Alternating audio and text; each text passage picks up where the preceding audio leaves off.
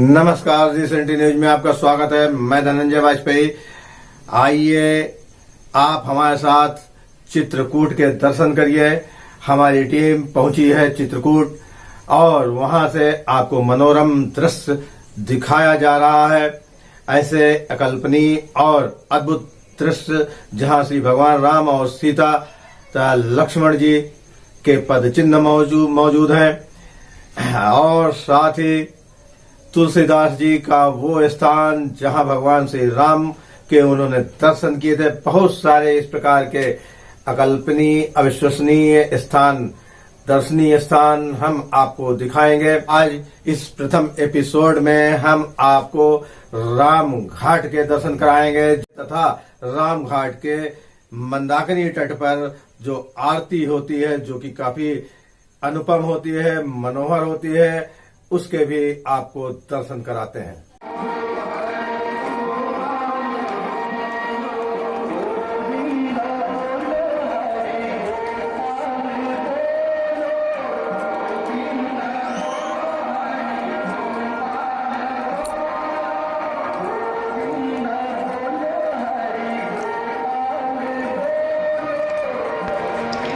चित्रकूट में मंदाकिनी नदी का प्रवाह है। इसी मंदाकिनी में भगवान श्री राम, लक्ष्मण और सीता स्नान करते थे। इस नदी के किनारे कई महर्षियों के आश्रम थे, जिसमें सती अनुसुईया का आश्रम प्रमुख है। अब मंदाकिनी की आरती बड़े ही आकर्षक एवं विधि विधान के साथ की जाती है। आरती दर्शन के लिए दर्शकों की भीड़ उमड़ पड़ती है।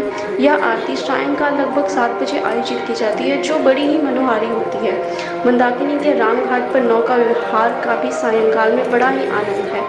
यहाँ जब नौका विहार किया जाता है, जो चारों तरफ सजी सजाई नौकाएं और उनसे बिखरती रोशनी मनोरम दृश्य उत्पन्न करती है।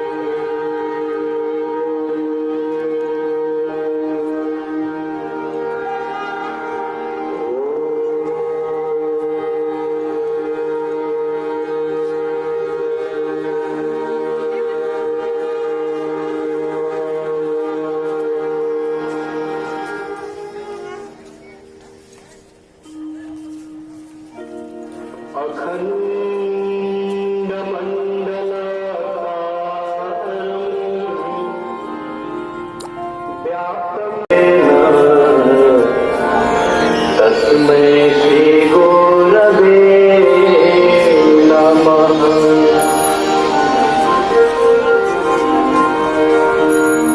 गजाननं भूतगणाधिसेवितं कपीशजम्बो फलसारूढं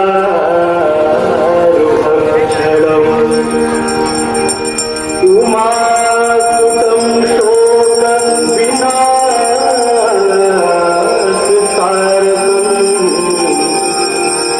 नमामि विघ्नेश्वरपादपङ्कजम्।